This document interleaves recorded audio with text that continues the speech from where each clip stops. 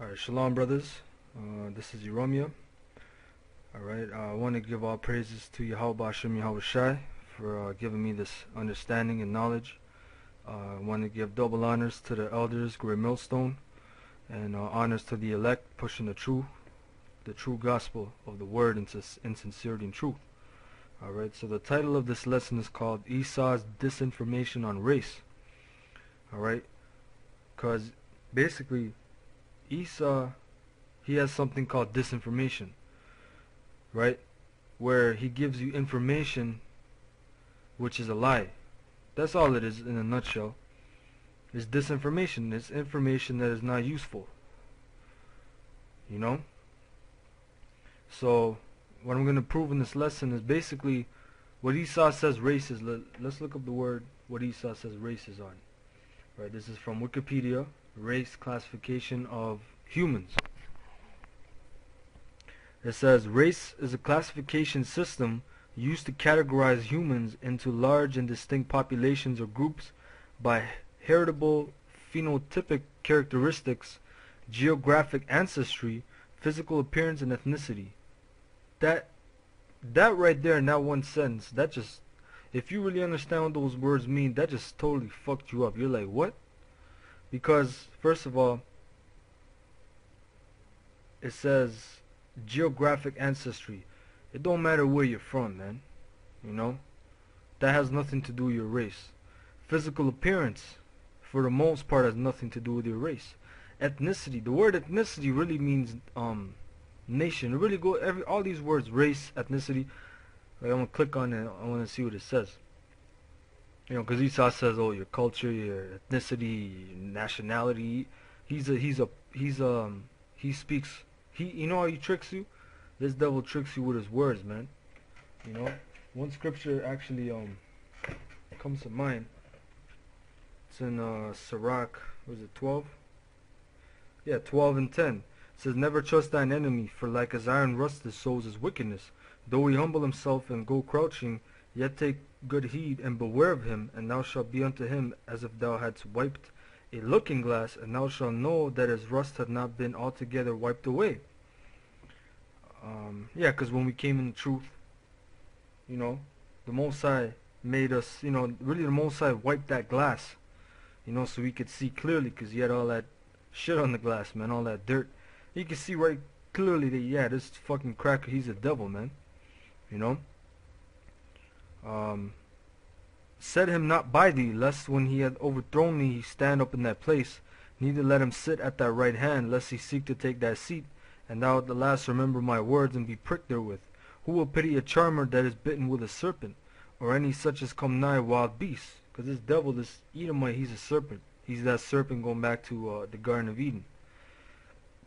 So one that goeth to a sinner and is defiled with him in his sins, who will pity? For a while he will abide with thee, but if thou begin to fall, he will not tarry. An enemy speaketh sweetly with his lips, but in his heart he imagineth how to throw thee into a pit. He will weep with his eyes, but if he find opportunity, he will not be satisfied with blood. You know, the point is that an enemy sweet with his lips, man. And this devil, specifically the Edomite, he's a serpent, man. There's no better word to explain it. And the Most High really gave him that deceivable spirit where he can trick you, like in a court system. A lot of jakes go in the court system. How do they mostly get tricked up, man? By the words, by these terms which they use in words, man. You know, they get most jakes to plead guilty because they throw all these bunch of terms, legal terms, and all these sweet words in your face. You're like, oh shit, I gotta be guilty then. You know, you be all fucked up over that, man. If adversity come upon thee, thou shalt find him there first.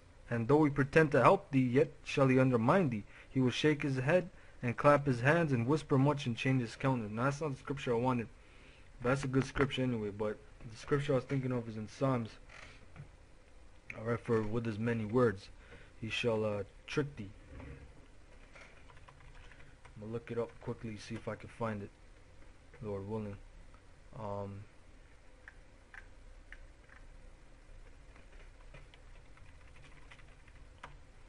You know, but yeah, the point is that yeah, when this devil throws all these words at you, man, you know, he yeah, I can't find it right now, but it's alright. Spirit will bring it out hopefully in post production. But yeah, this devil, man, he tricks you with these words, man. Look at it. An ethnic group is a group of people whose members identify with each other through a common heritage, often consistent of a common language, a common culture, and or an ideology that stresses common ancestry or edogamy, endogamy, alright? The concept of ethnicity differs from the closely related term race in that race refers to a grouping based mostly upon a criteria that in the past have been presumed to be biological, while ethnicity also encompasses additional cultural factors, which that's not the case. The word ethnic, it just, matter of fact, let's look it up just to prove it, right? Prove all things. The word ethnic, this is from online etymology, edomonline.com. Ethnic goes back to Greek ethnikos, from ethnos, band of people living together, nation, people, people of one's own kind. What does that mean? Meaning that they have that common ancestor, that common forefather, which really, like I said, these words, they go back to seed. Who's your seed from? You have many seeds. You have Elam seed, you have Ishmael seed, Edom seed, Moab seed, you have Israel seed, Jacob, you know? Alright? Yeah, so this devil, he tricks you by his words, man. Right? So, let's go back to race, you know? Showing that they try to say race and ethnic is not the same. All it goes back to is seed. They try to mix in the culture and language and all this crap, you know? And that was the point. I just to show Esau's a fucking, especially when you go on Wikipedia, you brothers have to be careful. When you go on Wikipedia, man, they put all this shit to try to define one word, man. And by the time you're done reading, you're still you're more fucked up than you were when you tried to get the answer on this page, man. All right. So let's go to the book of Numbers to prove what race is, where you come from, and where you get it. Numbers 1:1. It says, "And the Lord spake unto Moses in the wilderness of Sinai in the tabernacle of the congregation on the first day of the second month in the second year after they were come out of the land of Egypt, saying, Take ye the sum of all the congregation of the children of Israel after their families by the house of their fathers, with the number of their names, every male by their polls." Basically, take a sum, you know, like Esau does today with the population, count the population, and yeah, he brings that shit to your house and saying, you know, what race are you? How many people live in your house? So that's what the Mosai told Moses to do. Take ye the sum of the congregation. But what did it say? By after their families, by the house of their fathers, with the number of their names, every male. When you read on down, of Simeon, Shelumiel, the son of Zurishaddai, all men. Of Judah, Issachar, all men. Does not mention women, because women are not the fucking important thing. That's why you pussy beg niggas out there. You're gonna learn that the hard way, man. You know, you're gonna learn that the hard way. Why didn't it say, oh, the woman and male and female? All right, because it goes. First of all, your family goes by your father's side. That's why in the ancient world, when a family wanted to make an alliance, right, the one family would give his daughter to the man, and guess who the dominant family would end up being? The family that has the son who marries the daughter, because that son continues the family's lineage. That's why the woman takes on the man's name, the last name of the man's name. All right. So let's jump to verse 18. "And they assembled all the congregation together on the first day of the second month, and they declared their pedigrees." Now keep in mind that word pedigrees. "After their families, by the house of their fathers, according to the number of the names, from 20 years old and upward, by their polls." So we're going to look up that word pedigree in the blue letter. Alright. Pedigrees.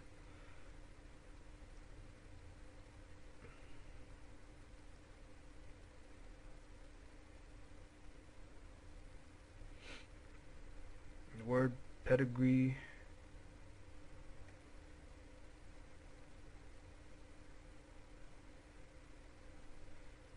Alright, the word pedigrees is yalad, which means to bear, bring forth, beget, gender, travail.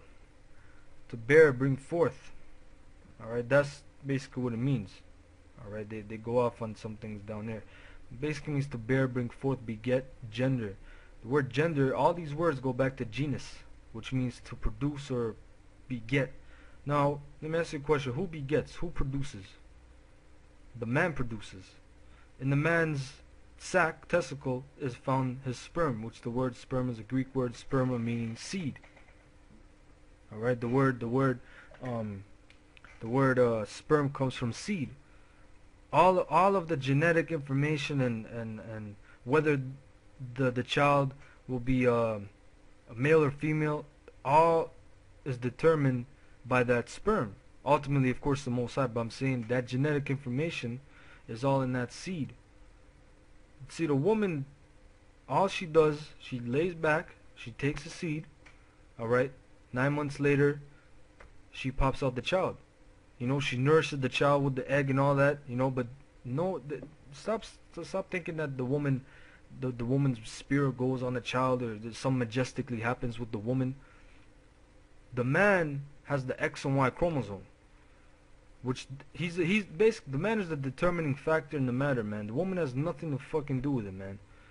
Alright, the woman only has one chromosome. I believe it's the X chromosome. I don't know for sure, but I believe it's the X chromosome. You brothers can look it up if you want to, but it don't even fucking matter, because the man is the determining factor whether the child is going to be a boy or the child is going to be a girl. Alright, the woman has no say in the matter. Okay, so the word pedigree means to bear, bring forth. Alright, and actually when you look up other words, like for example, I'm going to look up beget again. Actually, I'm going to look up beget for the first time. Let's go to this scripture, Deuteronomy 4 and 25. And I'm going to read it. It says, when thou shalt beget children and children's children, and ye shall have remained long in the land, and shall corrupt yourselves, and make a graven image or the likeness of anything, and shall do evil in the sight of the Lord thy power to provoke him to anger. So the word is beget. When thou shalt beget, the same word, the word beget is the same Hebrew word for pedigree, yalad. So basically beget, like I said, and pedigree, they're the same thing. The gender. And who genders? Who's the origin? You say, oh, did you all come from a woman? No, you came from your father's nutsack, man. Stop forgetting that shit. Just cause, oh, it's so you niggas are emotional, man. Oh, my mother nourished me 9 months, and that's the way the Most High wanted it to be, man. It don't matter. It don't mean that the woman's on top somehow, or you get, or you're half and half. There's no such fucking thing as half and half, man. Alright, and this video, I almost forgot, you fucking asshole. This video goes out to this asshole, this piece of shit. His name is T Selekia. I'm gonna put him on post-production. I didn't forget about you, bitch ass nigga. I'm gonna put you on blast too, cause you going out there saying that there's mixed, whatever your mom is. If your mom's an Edomite, your dad's a Jake. Guess what? You're going in slavery with your mom.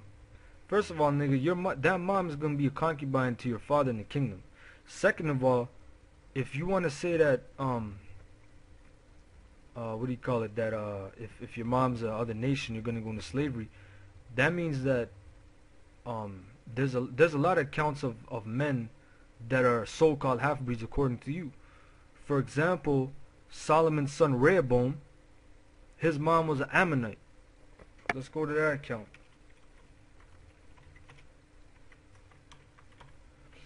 Alright, actually I'll just go here. 2nd Kings. No, I believe it's 1st Kings. 1st Kings 14 and 21. And Rehoboam the son of Solomon reigned in Judah. Rehoboam was 41 years old when he began to reign. And he reigned 17 years in Jerusalem, the city which the Lord did choose out of all the tribes of Israel, to put his name there. And his mother's name was Naamah and Ammonitis. So, and by the way,